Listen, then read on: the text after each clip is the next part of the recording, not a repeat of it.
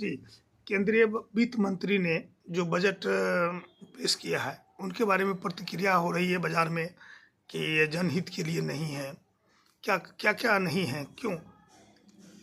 देखिए, भारत एक कृषि प्रधान देश है और दूसरा ये है कि यहाँ पर डेमोग्राफिक डिविडेंड जो है जी। बड़ी तेज़ी से बढ़ रहा है। मतलब युवाओं के जो है काफ़ी हो रहे हैं, बच्चे बड़ी तेज़ी से युवा हो रहे हैं और बूढ़ों की संख्या घट रही है। ऐसी स्थिति में दो जगहों पर बहुत ज़्यादा काम करने की ज़रूरत है कि एक कि गांव का विकास हो ग्रामीण क्षेत्रों में, ताकि जो है ग्रामीण क्षेत्रों से पलायन रुके, रोजगार सृजन हो गाँव में। अगर आप देखेंगे जैसे मनरेगा है जो रोजगार सृजन करने की बात करता है, या गांव में निवेश की बात है, उस पर बहुत ज़्यादा ध्यान नहीं दिया गया है। ये बहुत ज़रूरी है कि गांव में निवेश हो। आप पूर्व लोकसभा प्रत्याशी रितु जायसवाल के पति कमिश्नर अरुण कुमार हो गए सर। कुछ इस हालात पर, जो बजट के हालात पर बताया जाए सर। बजट पर जो हमारे ग्रामीण क्षेत्रों में किसानों के बारे में कुछ नहीं रखा गया है। किसान ठगा सा महसूस कर रहे हैं। शिवहर हमारे पिछड़ा जिला है सर, उसके बजट से जोड़ते हुए बताइए सर। देखिए, अगर शिवहर की बात करें तो शिवहर और बिहार दोनों की स्थिति में कुछ समानताएं हैं कि शिवहर में भी यही ज़रूरत है कि यहाँ निवेश की ज़रूरत है। जी जी। अगर निवेश यहाँ ग्रामीण परिवेश में नहीं होगा तो रोजगार सृजन नहीं होगा। रोजगार सृजन नहीं होगा तो गांव से लोग पलायन करेंगे। आज आप देखेंगे कि शिवहर लोकसभा क्षेत्र है जिसमें मोतिहारी के 3 विधानसभा आता है, सीतामढ़ी का 2 विधानसभा, या शिवहर भी अपने आप आता है। इन क्षेत्रों से काफ़ी ज़्यादा लोग पलायन करते हैं जी। और रह जाती हैं इस इलाके में कौन? तो महिलाएं या बच्चे।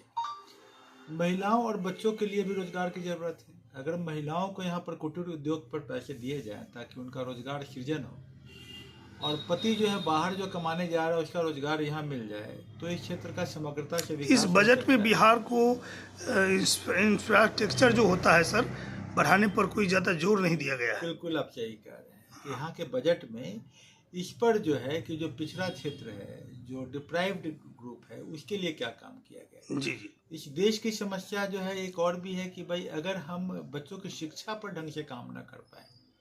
हम देख रहे हैं कि मैं तो ग्रामीण क्षेत्रों से जुड़ा हुआ हूँ और शिक्षा पे काम भी कर रहा हूँ कि हम जाते हैं स्कूल में तो 8वीं क्लास के बच्चा से या पिछले क्लास का मैथ बनवाइए नहीं बन पा रहा है, भूलता जा रहा है। बिल्कुल नहीं बना पा रहे हैं, क्योंकि शिक्षा का स्तर में आप खाली निवेश जो कर रहे हैं वो गुणवत्ता पे काम नहीं हो रहा है। जी।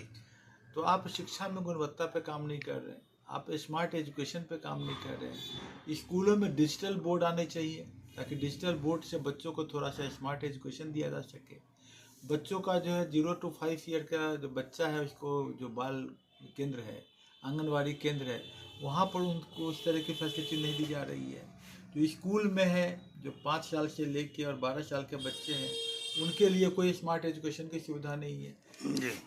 तो इन सबों पर जब तक बिहार में काम नहीं करेंगे तो आप एक उन्नत बिहार, सशक्त बिहार नहीं बना सकते हैं। तो बिहार में जो ये शिक्षा के तरफ, स्वास्थ्य के तरफ, या कोई अन्य भी है जो बिहार को विशेष पैकेज भी नहीं दिए गए बजट में? पैकेज भी नहीं दिया गया है और साथ ही साथ इम्प्लीमेंटेशन फेलियर बहुत ज़्यादा है। जी। और फिर भी सरकार अपना पीठ थपथपा रही है। ये अगर ग्रामीण क्षेत्रों में हम सब जाते ही हैं और जाके किसी भी हॉस्पिटल में जाइए, आपको हॉस्पिटल में आयुष्मान के डॉक्टर मिलेंगे जो कि सक्षम नहीं है कि किसी भी पेशेंट का इलाज करें। तभी तो कुकुरमुत्तों की तरह जो इतने सारे डॉक्टरों के क्लिनिक चल रही हैं, इतना नर्सिंग होम चल रहा है। सरकारी अस्पतालों में सुविधाएं नहीं हैं और इन पर सरकार का ध्यान भी नहीं आ रहा है। जब तक हम समग्रता से शिक्षा, स्वास्थ्य और रोजगार, ये 3 पे काम नहीं करेंगे, अब बजट में उसके लिए प्रोविज़न नहीं करेंगे, तब तक कार्य नहीं होगा। हाँ, कुछ अच्छी बातें जो हैं